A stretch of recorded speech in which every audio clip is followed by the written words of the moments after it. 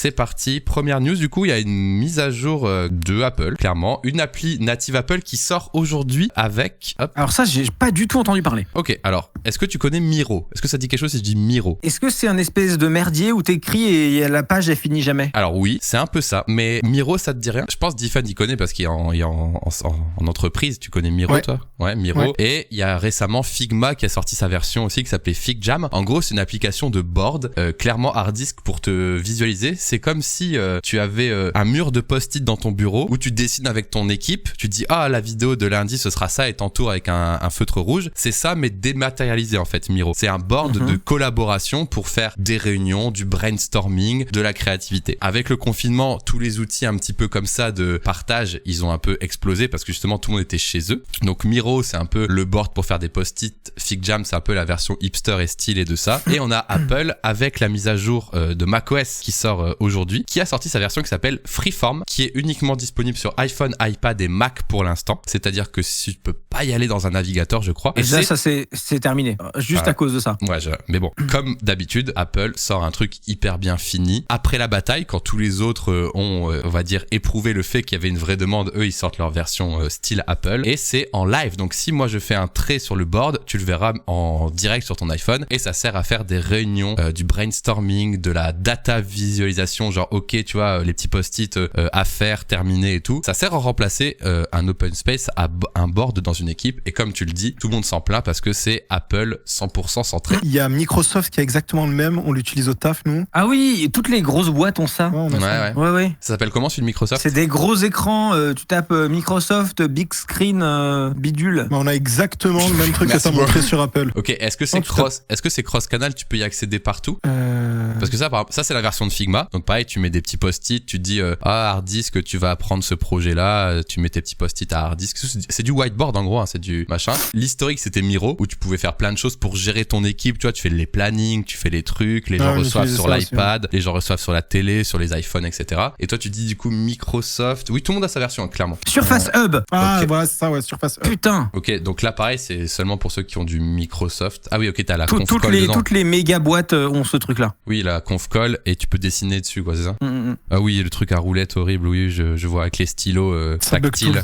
Les stylos tactiles qui sont un peu désagréables. Ok, c'est un peu ça, c'est pour plus de connexion entre les humains alors qu'ils sont à distance. Et du coup, Apple lance ça. Et la petite spécificité qui est pas mal parce que ok, c'est fermé dans l'écosystème Apple, ok, c'est pas ouvert, ok, c'est chiant, mais il y a quand même une bonne performance, c'est instantané entre les devices et tu as un canevas infini, ce que font pas les autres, c'est-à-dire que tu peux dézoomer ou zoomer à l'infini dans des objets. Donc tu pourrais faire, je sais pas, zoomer dans ce post-it et avoir un planning complet de 50 post-it dedans. Stylé ça. Voilà. C'est un peu une techno sympa et c'est sorti à partir d'aujourd'hui gratuitement sur tous les iPhones, iPad et Mac. Donc si tu as iOS 16.2, iPadOS 16.2 et macOS Ventura qui est sorti aujourd'hui, tu l'as gratuitement. Donc ça c'est aussi la force d'Apple, ils filent toutes leurs solutions quand tu es chez eux. Voilà. Alors moi je trouve ça super. Ouais. Le seul truc en fait, moi je vois l'usage qu'il y a plein de fois où je fais des calls avec des gens par exemple, tu vois. Ouais, tu veux leur montrer un truc. Et en fait, je veux leur expliquer un schéma ou un truc. Et en fait, tu peux avoir ça. Pour moi, c'est un truc que tu fais en même temps qu'un call, tu vois. Exactement. C'est tout à fait ça. Le truc, c'est que j'ai besoin que des gens qui ne sont pas sur iOS puissent, avec une URL, au moins suivre, tu vois. Ouais, ça peut peut-être venir plus tard, mais. C'est obligatoire. Tu fais des calls avec des gens et tout le monde n'a pas un iPhone à portée de main ou je sais pas quoi. Et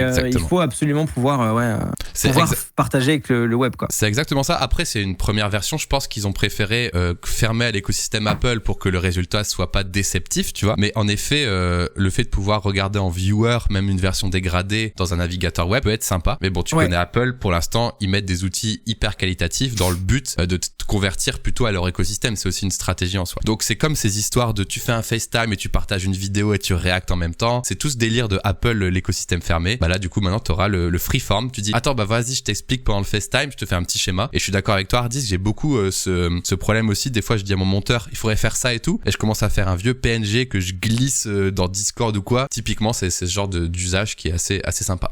T'en penses quoi, toi, Diffen, toi qui est encore dans un CDI tout à fait classique avec des bonnes réunions le matin à distance? Est-ce que ça t'inspire quelque chose? Ouais, alors nous, on a Teams et l'équivalent sur Teams quand on démarre le whiteboard. Horrible. En vrai, c'est pété de ouf. Ah ouais, Teams, c'est horrible. Genre, ça bug. S'il y a plusieurs personnes qui commencent à écrire, ça marche pas du tout. Du coup, moi, je fais confiance à Apple pour avoir un truc ultra quali et surtout le truc truc incroyable, c'est que t'as pas besoin de te login, tu vois. Ouais, ça devient une appli natif que tu peux partager en 2 secondes. Moi, je trouve ça incroyable. Et typiquement, même dans un usage non professionnel, moi là, je pars en voyage, tu vois, avec l'équipe des machins, on pourrait faire un tableau genre CES avec des trucs. Enfin, avec les idées, tu mets tes idées. En fait, on parle souvent de comment on peut noter sur du digital et archiver de façon à pas non plus casser le fait d'écrire sur un bout de papier, tu vois. Et là, clairement, ça casse pas ta liberté de dire, attends, je fais un petit groupe avec un carré où j'écris 4 trucs. Là, je mets une flèche avec un schéma. Là, j'importe 3 photos qui m'ont inspiré. Là, t'as ton assistant qui a écrit un petit truc et qui met des tâches à côté. Ça laisse la liberté du papier tout en archivant en ligne, alors que ton papier, il peut carrément tomber dans l'eau et être plus du tout utilisable. Donc, c'est un peu pour remplacer ça. Est-ce que vous dites pas que ce type de choses, c'est vraiment fait pour l'iPad, tu vois, pousser encore plus les gens à se dire, purée, un iPad, c'est utile, il me faut un iPad à tout prix, tu vois. Bah oui, c'est l'idée, je pense. Oui, 100%. Après, n'essayez pas de l'utiliser si vous travaillez pas avec des équipes à distance. Clairement, c'est quand tu travailles avec des équipes à distance et que tu vas avoir un board un peu humain, comme par exemple toi CES, tu te connectes le matin, tu regardes ce qu'il y a à faire au CES, il y a des gens qui ont ramené des idées, qui ont pris des photos sur des stands, tu regroupes les stands entre eux, tu dis ok, ça pourrait faire 3 vidéos différentes, j'en sais rien, tu vois, mais c'est un peu un outil comme ça. Ok, tu dis sur Teams, vous êtes tous sur des PC du coup, Diffun, ou il y a un peu de Mac aussi qui traîne dans votre réseau? Ouais, les deux. Toi, tu travailles sur Mac, non? Moi, je travaille sur Mac. Ouais. Donc voilà, c'était la petite news. Je regarde un peu le chat. Faudrait faire des dossiers. Ouais, je pense qu'il y aura des dossiers. Je pense qu'il y aura une version web plus tard en vrai. Ça, c'est impératif en fait. Bah, je sais pas. Après voilà, est-ce qu'on garde la qualité au max ou est-ce qu'on dégrade l'expérience en laissant un accès au web? En fait, je préfère. Imagine ta navigateur, le truc il va bugger. Non mais que ce soit read-only. Oui, mais est-ce que ce sera instantané dans l'update des images et tout ça qu'il faut voir aussi quoi? Peut-être pas, mais sinon c'est impossible. Enfin tu vois, sinon tu vas vouloir t'en servir et en fait ça donnera même pas envie aux gens qui ont pas de Mac ou pas d'iPad d'en acheter un parce qu'en fait tu pourras pas t'en servir parce que le mec va dire ah bah moi j'ai pas de truc et voilà t'en serviras juste pas en fait, tu vois. Et je vais terminer sur ce sujet en parlant d'une autre chose. Quelqu'un dit oui, ils ont bien fait une version web de Keynote, de Numbers, etc. Clairement le iCloud.com avec tous les applis Apple en ligne, c'est à chier. Odorant. C'est odorant. C'est horrible. Keynote en ligne, c'est horrible. C'est pas du tout optimisé, ça rame. Le seul truc qui est potable, c'est l'appli Note et encore elle est dégueu en ligne uniquement, alors qu'elle est très bien sur iPhone, iPad et Mac. Ouais. Et clairement Apple ils sont pas là-dedans. Ils donnent l'accès pour éviter qu'on les critique trop, mais comme le disait Diffun, leur stratégie c'est de donner un truc quali dans leur device et point barre et acheter nos devices quoi. Voilà, je pense que c'est ça. Voilà la petite news tout simplement. Très bien.